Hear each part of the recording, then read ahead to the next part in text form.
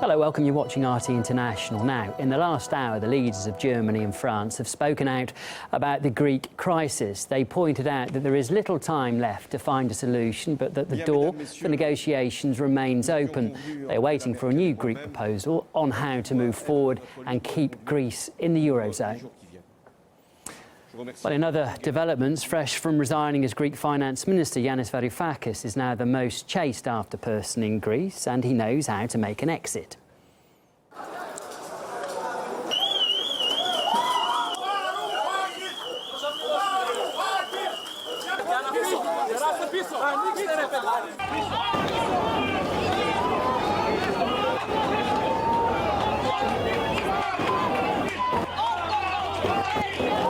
Well, Varoufakis' decision to resign came completely out of the blue just after Greece had overwhelmingly voted no to more austerity imposed by international creditors in an historic referendum.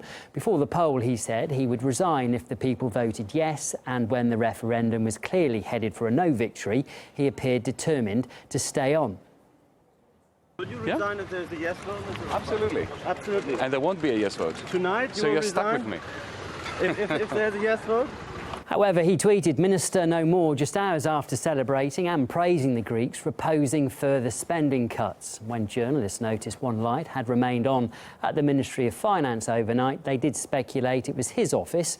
In a statement on his website, Varoufakis explained it was pressure from Brussels that forced him to quit. Soon after the announcement of the referendum results, I was made aware of a certain preference by some Eurogroup participants and assorted partners for my absence from its meetings. An idea that the Prime Minister judged to be potentially helpful to him in reaching an agreement. For this reason, I'm leaving the Ministry of Finance today.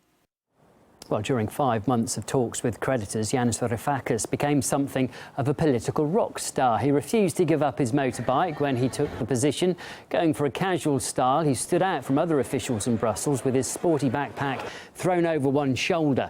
No matter how high-profile the talks, Varoufakis always refused to wear a tie, and that didn't make him popular with everyone. The chief of the European Commission once said Varoufakis gave the impression he didn't realise how big the problems facing Greece were. Euclid Tsakalotos is the new finance minister. The Oxford-educated economist has been an MP in the Greek parliament since 2012 and, like his predecessor, is also often seen wearing a rucksack, does not appear particularly fond of ties and apparently shares Varoufakis' passion for motorbikes. Well, RT Julia Petrenka got reaction from people in Athens to the surprised resignation. Varoufakis is number one. The Greek people surprised. The European want the head of Varoufakis. Varoufakis? Yeah. Varoufakis is very good. Greece voted no, and he was in the no campaign. He said he will quit if Greece says yes, and now he quits when Greece said no. Why is that? Don't know. Maybe Europeans don't want Varoufakis, so it is the right decision for Tsipras too. We didn't like the way Mr. Varoufakis handled the situation. We didn't like this backpack thing, going into Eurogroup and Europe, telling them how they should do things, and etc., etc. So Yanis Varoufakis left even though his government won a major victory yesterday, with the no supporters celebrating into the night.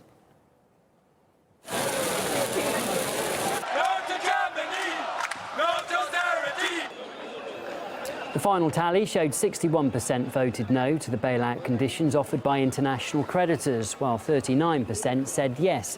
The result means an uncertain future for Greece and for the Eurozone itself. But the Greek Prime Minister said the no vote had given him greater strength to continue negotiations. Greece's Deputy Interior Minister, Euclid Tsakalotos, told us what the government plans to do next.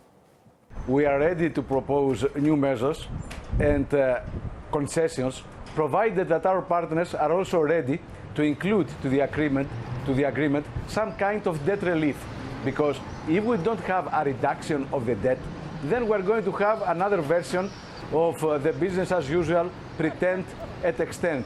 Pretend that we are resolving the problem and in the reality perpetuating it. We have seen a campaign of fear for those that were supporting the yes. And that was because this campaign was targeting the existence of our government. We are the only government of the left in Europe. So there are political circles in Europe that they are afraid that we may become a bad example, a political contagion for other countries that they are going to have elections this year, in Spain, in Portugal, in Ireland. So they wanted to get rid of us. And of course they failed. The Greek people have understood that it is not anymore just about austerity, it was also about democracy. Well, what the Greek no means to the rest of Europe is now a question being asked across the EU, with the news dominating today's front pages. The headlines proclaim everything from Europe in crisis to a moment of truth. And while Greece was celebrating the referendum result, there was thunder and lightning in Berlin, literally, with many Twitter users feeling it was a fitting coincidence. Some suggested it was the Greek vote which fired up the weather, while others asked if the Greek gods were actually sending a message. The storm has passed, but the German Deputy Chancellor is now warning that if creditors let Greece off the hook, other countries will want the same treatment. And EU officials have told Athens it must make the next move. The conclusions to be drawn from the referendum must be decided first and foremost in Greece. That's why the ball is now in Athens' court. The bridge is seriously damaged, and the question is now, is it still possible to cross it? No vote is making things more complicated as the gap between Greece and the rest of the Eurozone is widening. No one should be under any illusions. The situation risks going from bad to worse. Well, Eurozone leaders and finance ministers will meet tomorrow for an emergency summit, and we asked economists what happens next.